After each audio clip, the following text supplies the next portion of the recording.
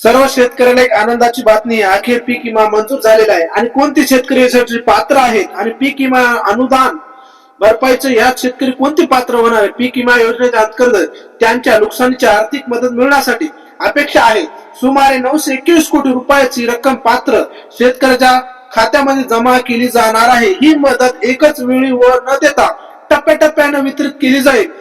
शेतकऱ्यांना या लाभाचा हक्क मिळवण्यासाठी त्यांचे नाव अधिकृत लाभ यादीत असणे आवश्यक आहे। त्यामुळे प्रत्येक शेतकऱ्याची यादी आपले नाव समाविष्ट आहे की नाही हे तपासणे व पाहणे जरुरी आहे। आणि यासाठी तपशील महत्वाचा, या योग्य ते पाचण्या सूचित होईल आणि कोणतेही गैर समाजात शक्यता कमी होऊन या प्रत्येकाचे लक्ष घेण्यास सर्व शेतकऱ्यांना मदतीची लाभ या योग्य पद्धतीने मिळू शकतो।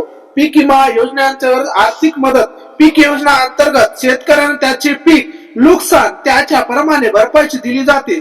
सरकारने ही मदत थेट बँक खात्यामध्ये डीबीटीच्या माध्यमातून पाठवली जाते। शेतकऱ्याच्या वेळेवर आर्थिक सहाय्य मिळते। या प्रणालीमुळे मध्य हस्तक्षेप कमी होणार। म्हणजे याच्यामध्ये डीबीटीच्या मध्ये सर्व शेतकऱ्यांच्या डायरेक्ट डीबीटीच्या आधार कार्ड लिंक जिकडे खात्याला आहे तिकडे थेट त्यांच्या पीक विमा मिळणार आहे। म्हणजे कुठल्याही प्रकारचं याच्यामध्ये घोळ होण्याची किंवा कोणत्याही योजना याच्यामध्ये हे मिळणार नाही, कोणाला याच्यामध्ये हस्तक्षेप करता येणार नाही। सर्व शेतकऱ्यासाठी थेट बँकेच्या निधी जमा करण्याची योजना खूपच उपयुक्त ठरली आहे।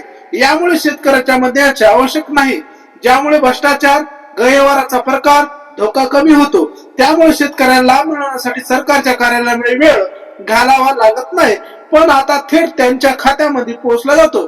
थेट हस्तगत केल्यामुळे लाभ घेण्याची कोणताही विलंब होणार नाही आणि शेतकऱ्याचा वेळ आणि श्रम वाचणार आहे। या प्रमाणामुळे पारदर्शक राखली जाते, कारण हे थेट त्यांच्या बँक खात्यामध्ये पोहोचले जाते। शेतकऱ्याचे त्यांचे संपूर्ण हक मिळला आणि त्याचे कुठलाही कपात होत नाही। पीक विमा वाद्याची स्थिती कशी तपासावी व पीक विम्याचा अर्ज केला किंवा असेल किंवा नाही, तुमचा दावा प्रतिक्रिया यावर सर्व शेतकऱ्याचं लक्ष आहे। दावा स्टेटस कसे पर्याय निवडायचा आहे? आता याच्यामध्ये सर्वात महत्वाचं तुमचं याच्यामध्ये नाव आहे का नाही, पीक विम्याबद्दल, पीक विमा जमा होण्यास सुरुवात कोणती मिळणार व पीक विमा कधी येणार।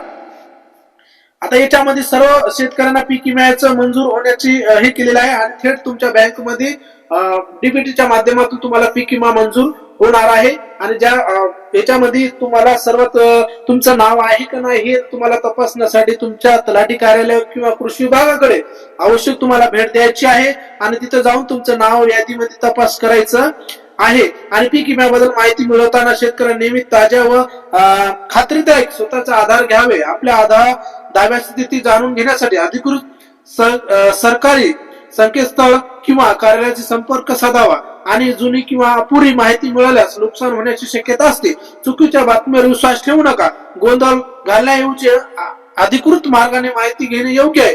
शासकीय प्रमाणाच्या माध्यमातून शेतकऱ्याच्या त्यांचे हक्क वेळेवर मिळू शकतो। त्यामुळे अफवावर दूर राहून योग्य ती माहिती मिळवण्याचं सरकारचं नियोजन आहे आणि कुठल्याही अफवावर म्हणजे याच्यामध्ये फसवण्याचं काय नाही। राज्य शासनाने भूमी कृषी विभागाच्या किंवा पीएम किसान सन्मान निधी योजनेच्या अंतर्गत वेबसाईटवर जाऊन ऑनलाईन देखील तुमचं स्टेटस पाहू शकता। त्यामुळे तुमचा अर्ज क्रमांक किंवा आधार क्रमांक आवश्यक आहे। वेबसाईट दिलेल्या माहितीनुसार आधाराच्या तुम्हाला योग्य ती स्थिती तपासायची आहे किंवा तुमच्या गावातील कृषी सहाय्यक किंवा तलाठी यांच्याशी संपर्क साधून तुमचं नाव यादीमध्ये आहे का नाही हे तपासायचं आहे।